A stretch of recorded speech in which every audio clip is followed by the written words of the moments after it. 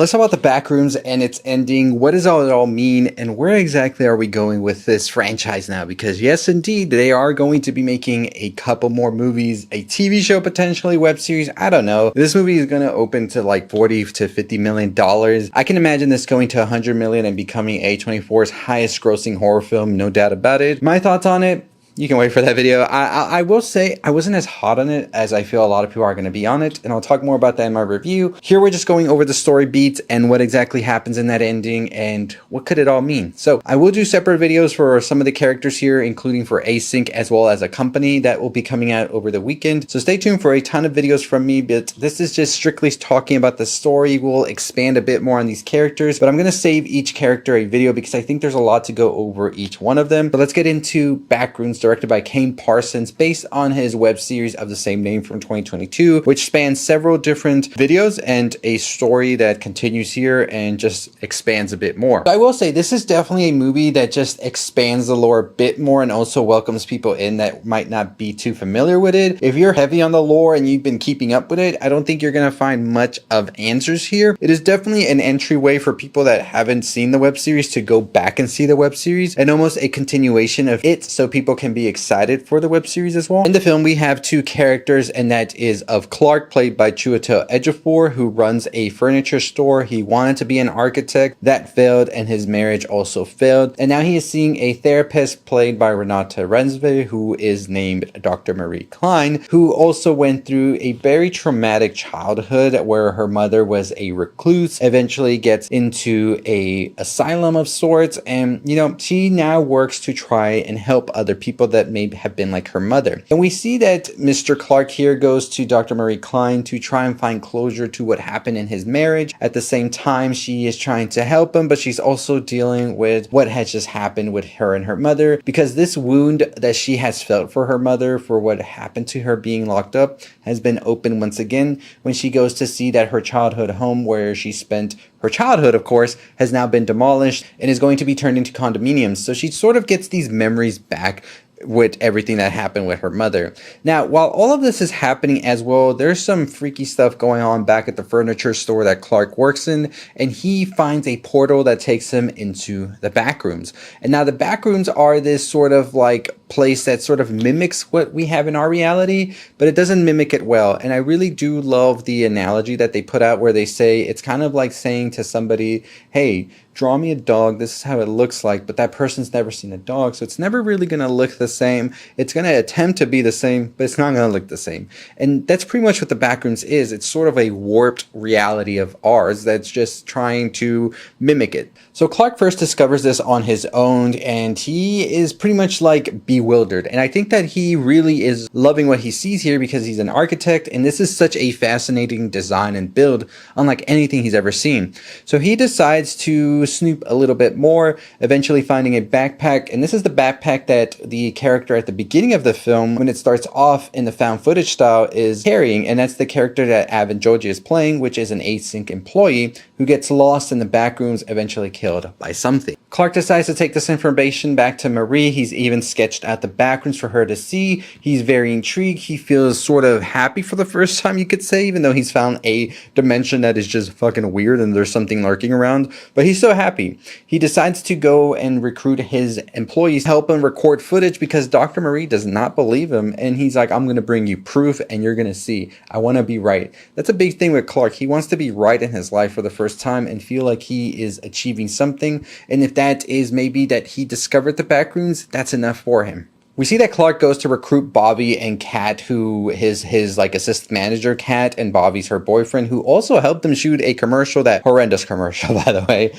But they have a camera and that's all he needs. By the way, this is set in the 90s, which I really did love a lot of the 90s aesthetic here. Like there's a lot of things I really enjoyed about this movie, and there's a lot of things I didn't, but I will say they were pretty good with the aesthetics here for sure. So they go into the Backrooms, and at first Bobby and Kat think that like Clark's kooky and he's just trying to do something weird to them, something something kinky even. But eventually they find out, hey, no, this guy's telling the truth. There's a fucking portal that we can go through in the wall. I really did enjoy those sequences. I think they were done brilliantly. There was something beautiful with the soundscape that they were able to craft for this movie, as well as some of the angles that this film was shot in that really feel immersive and almost claustrophobic at times. But we see Bobby, Kat, and Clark now venture in a bit too far. Eventually, Bobby is going down into this like area that Clark's never been into, and him and Kat are holding him by a rope. One of the creepiest scenes, no doubt about it, is this scene when Bobby's just down there by himself, and you can see like faces in the darkness and all of that. And eventually, there's something that pops up and grabs Bobby, drags him in, and this rope also drags in Clark and Kat since they're holding it, and they're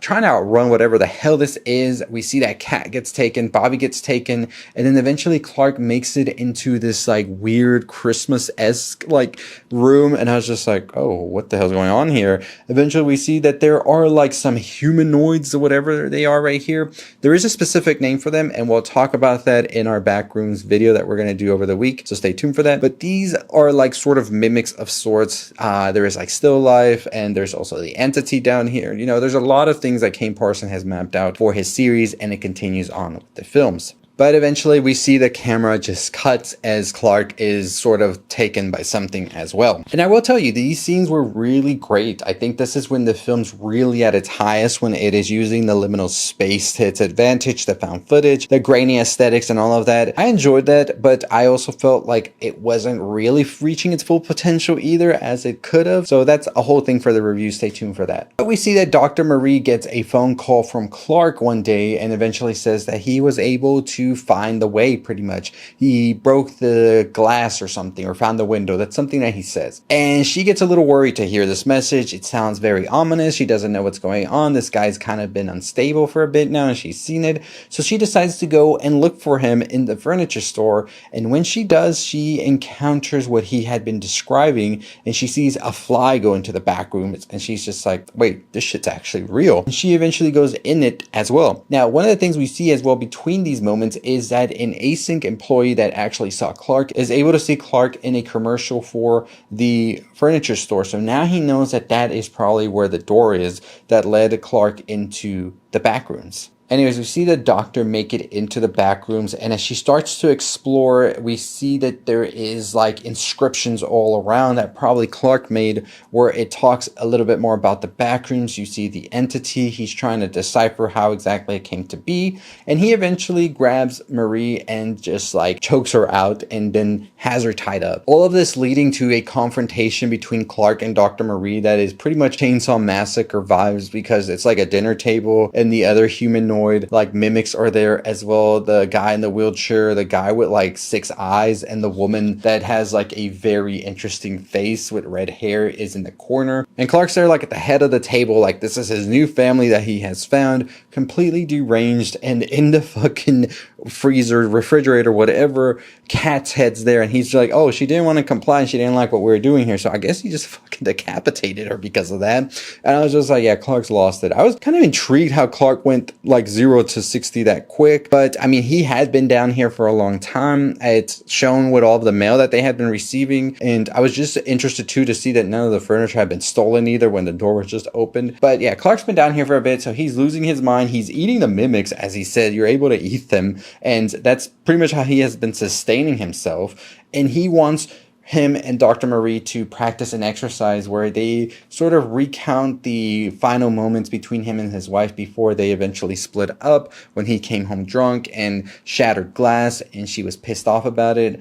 And Dr. Marie's just like, okay, we'll do it, but you just gotta let me go. You're insane. We can't keep doing this. Please. They eventually do the exercise, but Dr. Marie has had enough, and she just says that he will never change, and that she can never change anybody and can't save anybody. And this is sort of cathartic for both of them, because up until this point, Clark never took responsibility or was accountable for everything he had done, and sort of blamed others or other forces, and never really said, it's me who's at fault here and I'm the problem. But now he is starting to see the light that, yeah, you're the fucking problem here. And also, Dr. Marie had never really taken account for what happened to her mother and felt like maybe she could have done more and tries to be there for other people now, but she realizes she can't be there for everybody or be the savior that everybody needs, and that sometimes people are just going to be in the predicament they're in, and sort of has this epiphany of sorts that, yeah, I tried and I tried. I couldn't get to Clark. It's not my fault what happened to my mother. We realized she was a recluse. She was very much so scared of the real world and didn't let Marie out of it. She wanted to keep her confided, and eventually it seems like maybe CPS or the state got involved and they came crashing through the door to take Marie because of all of this. Clark also decides at this point to just let Marie go. He knows that she is innocent and should just be on her way. And it looks good. It looks like Marie's gonna get out and Clark's gonna be here with the mimics and just live a weird life in the back rooms until eventually some heavy footsteps are heard and the woman with the red hair, who, by the way, Clark scalped her head off so he could put the hair on Marie so it would resemble his wife who had red hair, is now scattering throughout because she is fucking terrified of what's coming. And I was just like, oh shit, it is the entity. Now what comes crashing through the door, however, is going to be Clark in the pirate suit, but like a humanoid tall version of it that just looked fucking terrifying. And this is actually the same actor who played in Alien Romulus, the like alien hybrid of sorts. So shout out to this actor right here. I'll put him up on the screen for sure, but he's been playing some pretty this guy's gonna be the next Doug Jones for sure. And this thing just fucking eats Clark out of nowhere. Clark's like pleading to it and all of this. This thing seems to be like his like dad or something, how he's saying like, it's okay, she's gonna be cool, we're all cool, she's not gonna make us change or anything, please let us just keep going for how we've been going. But this thing just fucking chomps on Clark, and I was like, damn, that was fucking terrifying, honestly, when it was coming through.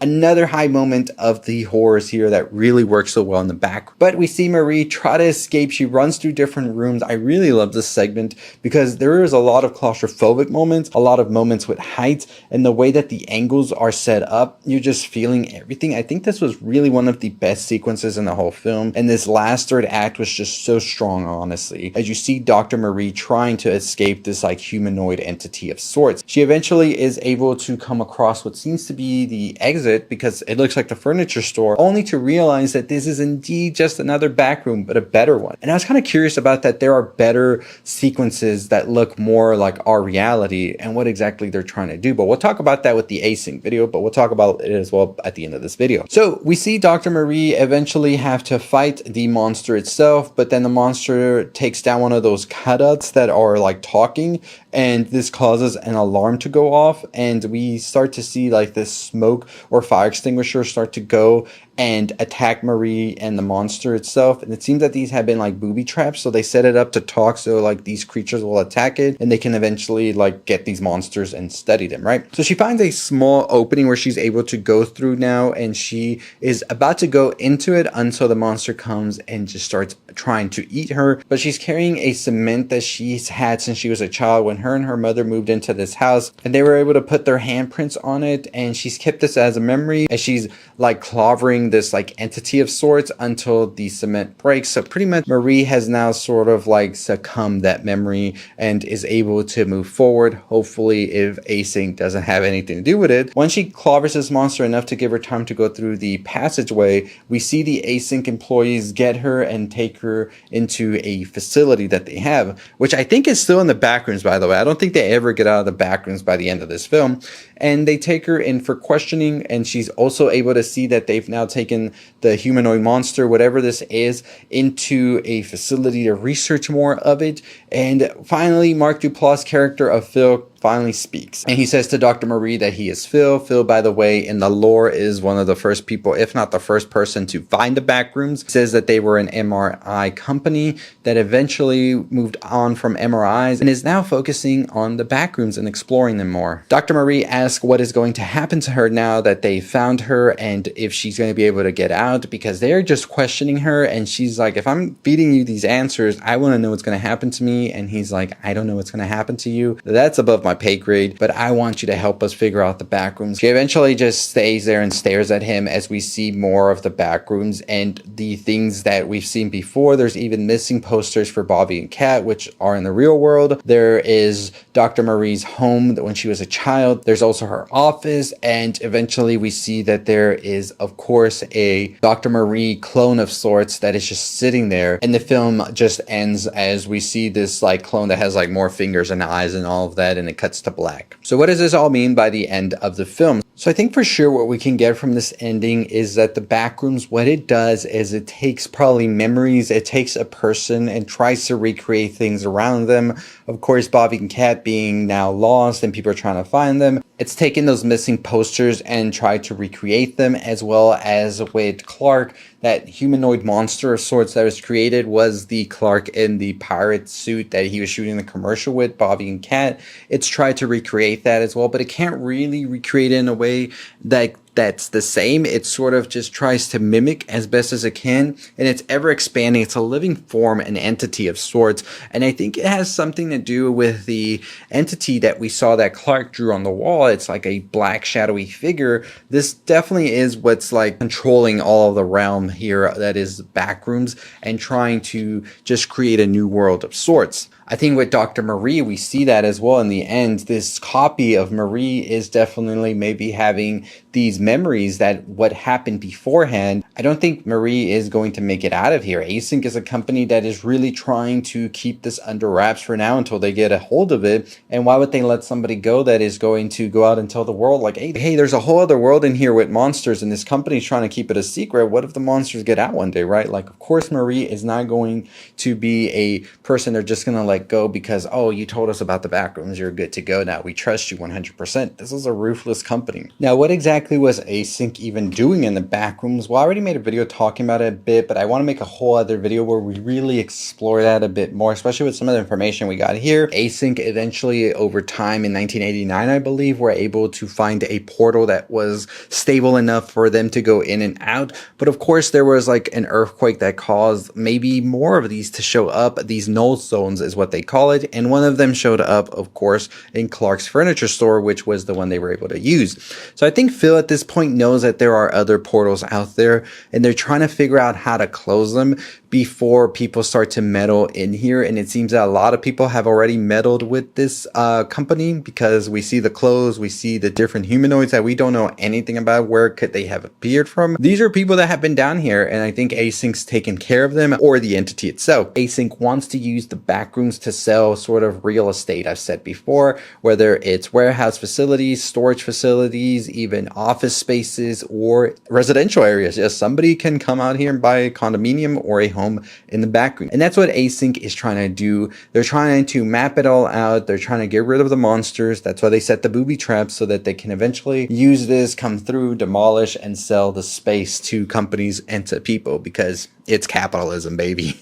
So that's pretty much the ending of the Backrooms movie. I think that we didn't get as many answers as we were expecting. I think what Kane Parsons is doing here is exploring and expanding more of the lore that we already know, and just sort of giving a one-off story. The story of Clark, who was sort of like done with life and thinks that he found new life here in the Backrooms, where he could not be sort of judged, and his life in the outside world to him was just dull and bad, and he wanted something new, and he found it here in the Backrooms, but eventually got killed by himself. His sort of ego of sorts, his alter ego of the Captain Clark furniture store. And I think that is very telling of him getting killed by this creature that sort of represents everything he hates about himself, him being this mascot of sorts for this furniture store and not really achieving his dreams of being an architect, is what ultimately sort of destroys and kills him. It's a very, very symbolic death, of course, as I said, because it is himself that eventually is the end of him. And I think that him not being able to overcome that, and him sort of burying himself deeper into what is the Backrooms, which I sort of say is like hell, because at one point it's like 9 stages, the 9 realms of hell of sorts, which we'll get into in another video. Don't worry about that. I think that that really showcases that he has descended so far down that he is now lost, and eventually is what gets him killed. On the other hand, we have Dr. Marie Clark, Klein, who is able to let go of that cement that she held on for so long that represented the childhood trauma that she's been dealing with from her mother, eventually uses it to save herself from this creature that's attacking her and is able to overcome this. I think that this creature also for Dr. Marie Klein showcases her failure to be able to sort of help Clark as she hoped to be able to do so, and that weight that she carries from not being able to reach as many patients as she's able to, because she wants to help everybody because she felt her mother didn't get the help. So she's out here trying to do that, but eventually seeing that they don't get the help and are able to be brought back, she sort of feels this guilt, and that's what that monster represents to her, and her destroying that cement of her childhood trauma is sort of liberating for her because she's able to escape it now. As we see, she ends up escaping it. All symbolic and good for Marie Klein, but she ends up being right in the middle of Async's whole thing. And like I said, I don't think Async's gonna let her go. If we were to see a Backrooms 2, it probably will revolve around somebody else, maybe another case of sorts, and we'll just see Async continue to be doing what it does. I think this is not the last we see of Mark Duplass. I think his character feels going to be important. I think that we will eventually see Ivan Beck, who is sort of the vice president of Async and at the forefront of it, who is trying to get this done. And maybe we'll see the entity, we'll see Still Life, of course, even more. And I think there's a lot here to be set up, but at the same time, I'm curious to see how people feel about the movie, which doesn't really explain much. It's more of a setup of sorts, if you know what I mean. And I think it's more in the case that if people didn't see the YouTube shorts or they decide not to, this is sort of a springboard from those in order to get deeper into the lore of the Backrooms. But we'll talk more about each of these characters. We'll make a video on Clark, on Marie, as well as on Async, and we'll dive deeper into what exactly the Backrooms are and how did they come to be and what exactly is end goal here for Backrooms and what is end goal for Async. So stay tuned for those videos. I'm also curious what exactly they're trying to study from these creatures we see throughout the film, that they are sort of like wool or maybe like some sponge sorts of thing, but I'm curious because Clark says you can eat them as well, and I think this is probably why he went a little insane, because of course he got hungry and he decided to start eating things. I think it sort of alluded that it's kind of like a fungus of sorts in some of the Backrooms lore. I don't know exactly if that's what Kane Parsons is intending for his Backrooms, but I think I've seen something like that, so maybe that caused him to sort of go crazy, hallucinate as well, and that's why he turned so quickly into like a monster, but eventually snaps back to reality after that very harsh reality check that Marie gives him, but very necessary as well. And I think that Async is trying to study what exactly the Backrooms are and how it comes to be and why exactly is it even here. It is a different reality, and whatever is roaming around here is not human, but it's trying to be as close as possible to human, but it still wants to eat things, right? And I think that is really a telltale that, yeah, we got to get the fuck out of here, the Backrooms. Don't research any more Async, but Async, like I said, very greedy, very capitalistic. They want to sell the real estate down here, so they're going to continue to do their research no matter what happens. I don't think Dr. Marie makes it out alive. She is definitely getting killed after the questioning. I think that's why her copy is just showcased at the end to showcase that, yeah, she's still alive, but she's just there. Maybe they keep her as a test like subject. Maybe they ask if she wants to join Async. That would be a big twist in the Backrooms 3 or 4 if they make it. We see Dr. Marie step through the door with Phil. Maybe Phil eventually decides that, hey, this is kind of a bad idea, y'all. Let's stop this. And Ivan Beck is not going to allow that. We'll talk about Ivan Beck in the Async video. Stay tuned for that video this weekend, because I think he is definitely going to be a big antagonist in the upcoming sequels. But I'm more excited to talk about Backrooms throughout with y'all, so make sure you're following us wherever you can, and stay tuned for those videos. Hit the subscribe button, hit the notification bell. 50,000 subscribers is the goal. I'll see all of you next time. Stay safe, stay positive.